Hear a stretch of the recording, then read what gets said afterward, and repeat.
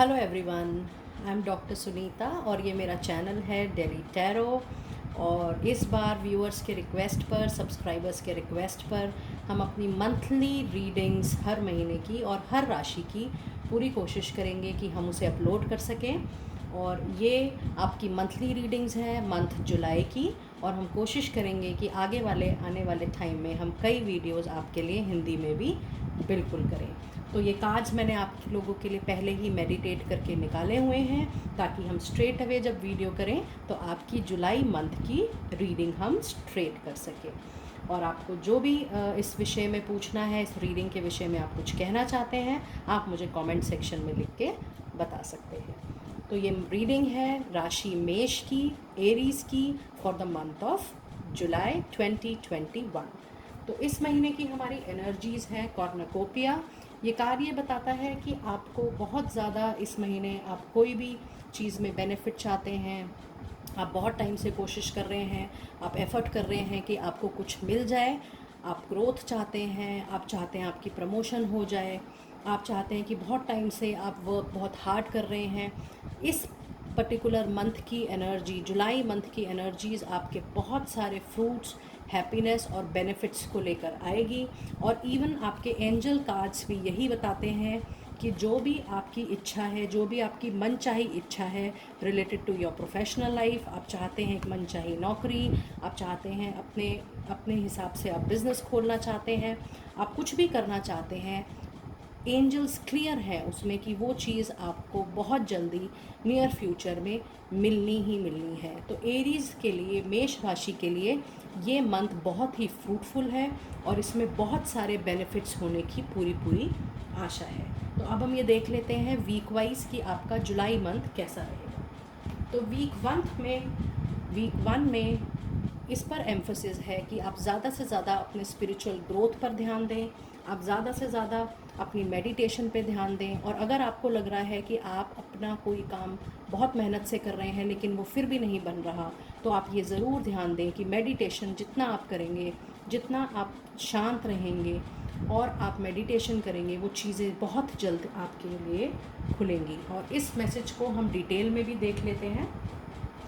आपके पहले हफ्ते में मेष राशि के ये बिल्कुल क्लियर है कि आप वर्क तो बहुत हार्ड कर रहे हैं, और ये भी क्लियर है इसमें कि आप कोशिश कर रहे हैं कि जो आपके पर्सनल सर्कल में या प्रोफेशनल सर्कल में आपके लोग हैं आपके आसपास, आप उनसे बहुत अच्छे से बात करें। लेकिन फिर भी फर्स्ट वीक ऑफ जुलाई में ये थोड़ा सा मुझे दिख रहा है कि आपके कुछ आर्ग्यूमेंट्स हो सकते हैं, आपकी कुछ डिसएग्रीमेंट्स हो सकती हैं लोगों को लेकर, काम को लेकर, किसी पर्टिकुलर प्रोसेस को लेकर, किसी पर्टिकुलर बातचीत पर लेकर। तो पहले हफ्ते में मेरी सजेशन आपको बिल्कुल ये रहेगी कि आप जब भी लोगों के साथ काम करें, ये ज़रूर ध्यान दें कि अगर आपको किसी बात पे कुछ कहना भी है तो आप बहुत प्यार से और बहुत ही एक टैक्टफुल मैनर में अपने आसपास के लोगों को समझाएं, क्योंकि कम्युनिकेशन की प्रॉब्लम आपको फर्स्ट वीक में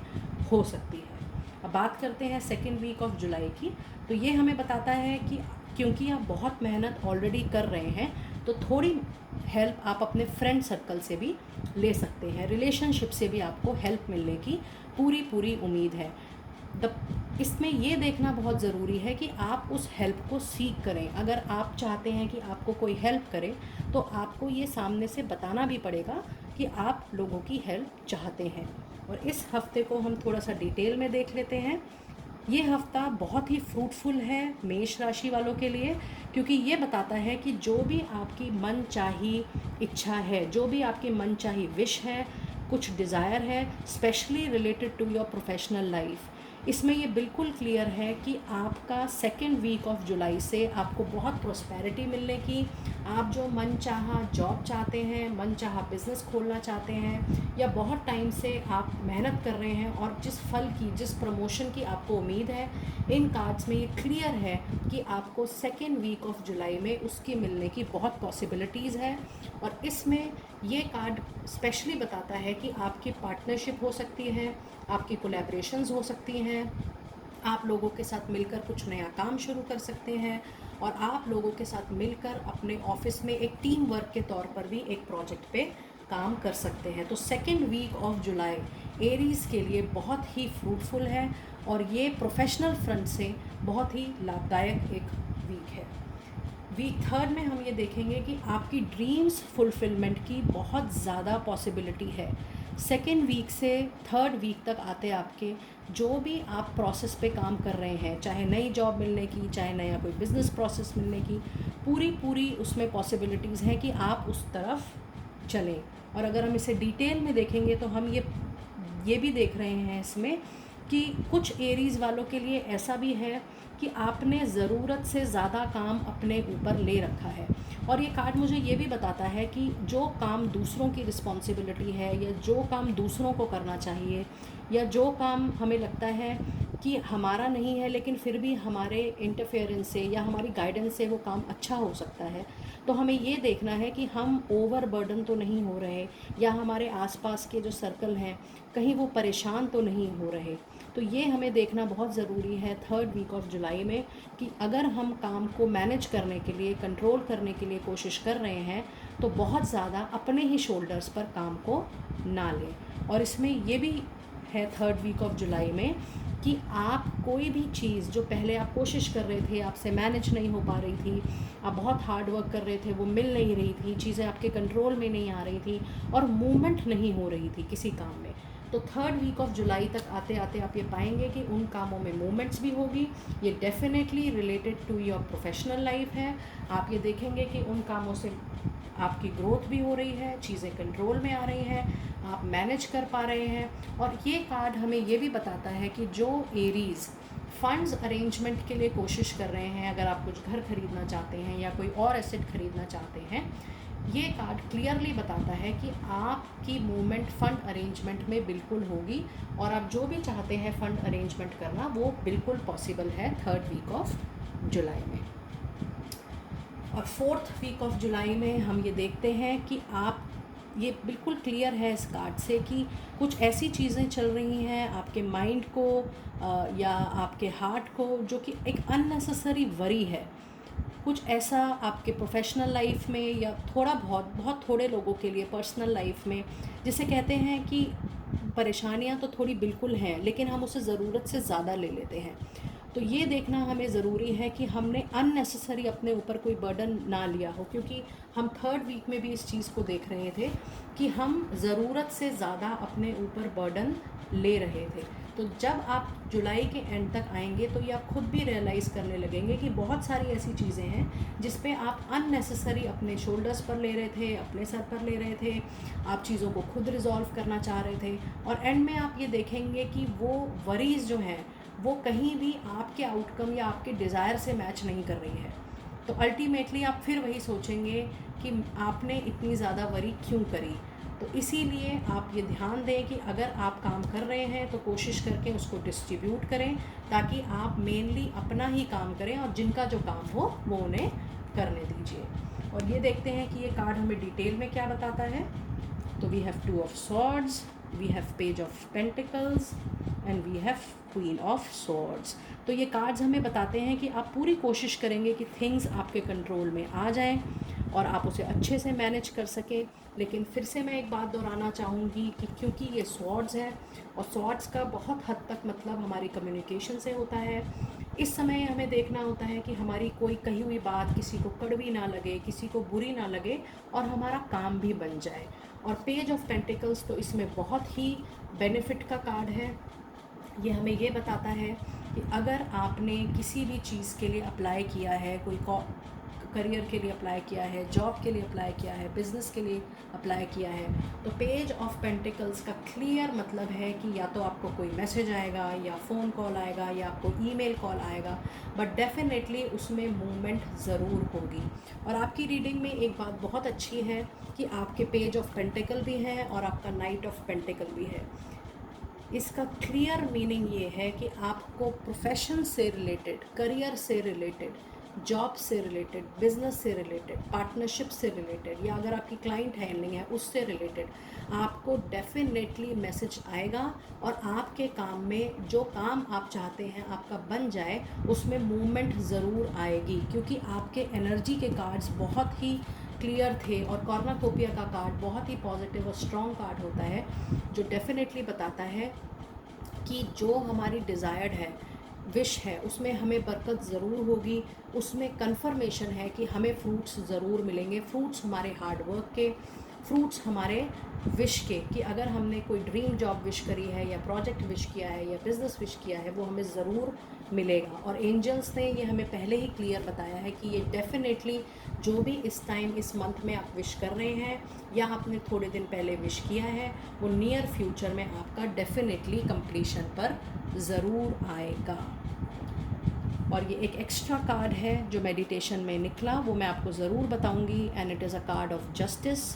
और ये कार्ड बताता है कि जो आपके कर्मों में है वो आपको ज़रूर मिलेगा, उसे कोई नहीं ले सकता। जो आपके हार्ड वर्क से डेस्टिल्ड है, जो आपने खुद अपनी मेहनत से कमाया है, अपनी अच्छी इंटेंशन से कमाया है, वो ज़रूर आपको मिलेगा। तो जस्टिस का कार्ड बहुत ही एक स्ट्रॉन्ग कार्ड है। और ये कार्ड उन लोगों के लिए भी बहुत अच्छा है जिनके कुछ कोर्ट केसेस चल रहे हैं, आपको लगता है बहुत टाइम से पेंडिंग केसेस हैं, सॉल्व नहीं हो रहे हैं, कुछ मूवमेंट्स नहीं आ रही हैं। तो ये एक बहुत पॉजिटिव कार्ड है उन लोगों के लिए कि मूवमेंट के साथ साथ ये बहुत हद तक पॉसिबिलिटीज़ है कि चीज़ें आपके फेवर में फॉल करें, चाहे वो कोई आर्ग्यूमेंट्स चल रहे हों या कोई कोर्ट केस चल रहा हो।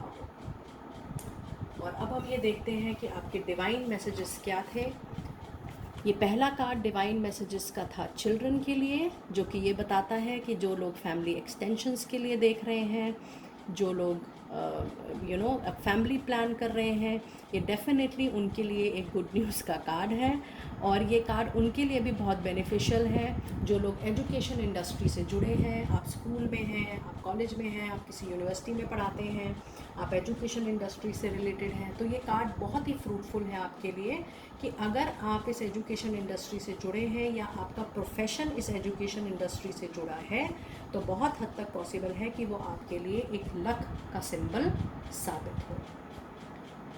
और दूसरा कार्ड हमें बिल्कुल क्लियर कहता है योर विश इज़ ग्रांटेड। तभी हम रीडिंग में बार बार ये कह रहे हैं कि आप जो भी इस टाइम विश करें, क्योंकि आपकी रीडिंग में सबसे पहला कार्ड आपके इस मंथ की एनर्जीज़ का कार्ड कॉर्नाकोपिया आया, जिसका मतलब ही यही है कि आपको डेफिनेटली बेनिफिट होगा ही होगा। आपकी कोई भी लॉन्ग टर्म विश फुलफिलमेंट है, चाहे वो पर्सनल हो या प्रोफेशनल हो, वो डेफिनेटली आपकी फुलफिल होगी ही होगी। And it clearly says that your wish is coming true. तो ये आपको ध्यान देने वाली बात है कि आपको सोच समझ के अपनी विश को चूज़ करना है और सोच समझ के देखना है कि आप कौन सी विश कर रहे हैं, जिसे नेचर को ग्रांट करने में कोई प्रॉब्लम ना हो। वो विश जायज़ होनी चाहिए, रैशनल होनी चाहिए, प्रैक्टिकल होनी चाहिए और लॉजिकल होनी चाहिए। और अगला कार्ड हमें कहता है लेट गो का। ये कार्ड बहुत ही इम्पॉर्टेंट है उन लोगों के लिए, अगर आपको लगता है कोई रिलेशनशिप आपको बहुत खुशी नहीं दे रहा, बहुत जॉय नहीं दे रहा, आप कहीं पे जॉब करते हैं, आपको वो जगह बहुत खुशी नहीं दे रही, आपको अपना ड्यू क्रेडिट नहीं मिलता, आपको जो रिक्वायर्ड नेम फेम है वो नहीं मिलता,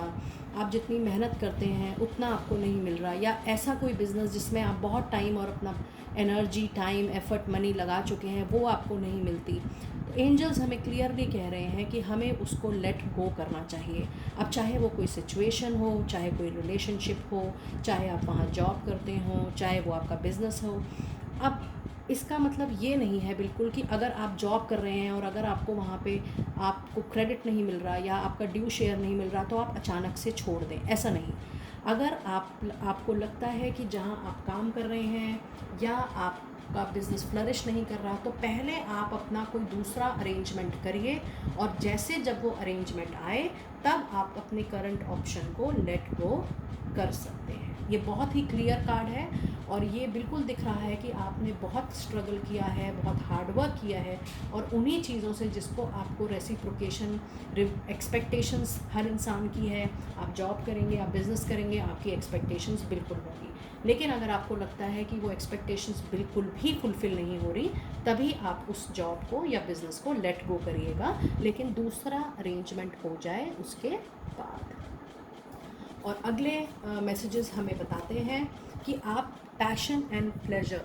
तो जब भी आप अब कोई चेंज करें तो चेंज वो करें जो आपकी कभी पैशन रहा हो, आपका कभी हॉबी रहा हो, आपको लगता हो कि ये काम मैं ज़रूर से ज़रूर इन फ्यूचर करना चाहूँगा या करना चाहूँगी। आप कोशिश करके आगे आने वाले टाइम में शिफ्ट उसी हिसाब से ले अपनी लाइफ में, जिस चीज़ के लिए आप पैशनेट हों, ताकि आप पैशन के साथ अगर काम करेंगे तो प्लेजर ऑब्वियसली ज़रूर आपके पास आएगा। और ये कार्ड बिल्कुल क्लियर है जो बताता है reaching your destination, which means कि अगर आप किसी चीज़ के लिए, प्रोसेस के लिए प्लान कर रहे हैं, आप मेहनत कर रहे हैं कुछ अचीव करने के लिए, कि कोई एक पर्टिकुलर गोल है, कुछ आप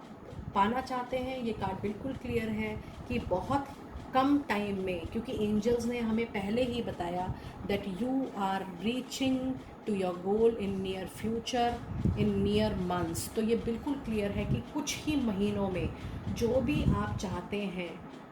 और आपको लगता है कि बहुत डिफ़िकल्ट है, इम्पॉसिबल है, आप बिल्कुल बिल्कुल उसको पा सकते हैं, बट अपने हार्ड वर्क और क्लियर इंटेंशन से। लेकिन एंजल्स बिल्कुल क्लियर हैं कि whatever you are desiring आपको वो ज़रूर मिलेगा, because you are reaching your destination. और ये लास्ट कार्ड मुझे बताता है कि ग्रेस और ग्रैटिट्यूड, जितना हम परमात्मा को, भगवान को ग्रैटिट्यूड देंगे उन सारी चीज़ों के लिए जो हमें मिली हैं, और हम पाएंगे कि ऐसा करने के बाद हमें ज़रूर और बहुत कुछ मिलेगा। अब ये लास्ट के 3 कार्ड हम देख लेते हैं। ये आपके हीलिंग मैसेजेस हैं, ये आपके मंथ के मैसेजेस हैं जो कि बहुत इम्पॉर्टेंट हैं आपके लिए, और अगर आप इन पे इम्प्लीमेंट करेंगे तो बहुत हद तक पॉसिबल है कि ये मंथ आपके लिए एक बहुत ही फ्रूटफुल मंथ हो। ये बताता है कि आपको किसी के लिए भी जजमेंट नहीं होना, ना अपने लिए ना अपने आसपास के लोगों के लिए। कोशिश करके आप कभी भी किसी के लिए कोई डिसीजन बनाएं, कोई विचार बनाएं तो प्रॉपर इन्फॉर्मेशन के बेसिस पे बनाएं, जजमेंटल किसी भी चीज़ को लेके ना हो। और ये दूसरा कार्ड मुझे ये बताता है कि आप कुछ भी काम करें, आप ये ज़रूर कोशिश करें कि आउटकम सबके लिए इम्पॉर्टेंट होता है, रिज़ल्ट सबके लिए इम्पॉर्टेंट होता है, लेकिन आप उस जर्नी को, उस टाइम को भी जिए, प्रेजेंट में जिए। फ्यूचर की तो आप बिल्कुल सोचें और बिल्कुल प्लान करें, लेकिन उसके लिए आप प्रेजेंट को स्पॉइल ना करें और प्रेजेंट को ना खोएं। और ये आखिरी कार्ड हमें ये बताता है कि आप सारी चीज़ों में जो भी आप प्लान करते हैं, प्रोफेशनल लेवल पे, पर्सनल लेवल पे, आप उसमें अपने आप को ना खोएं। अपने आप को, आपको क्या फ़ील होता है, आपका क्या थॉट प्रोसेस है, आप क्या सोचते हैं, उस तरफ आप तवज्जो ज़रूर दें।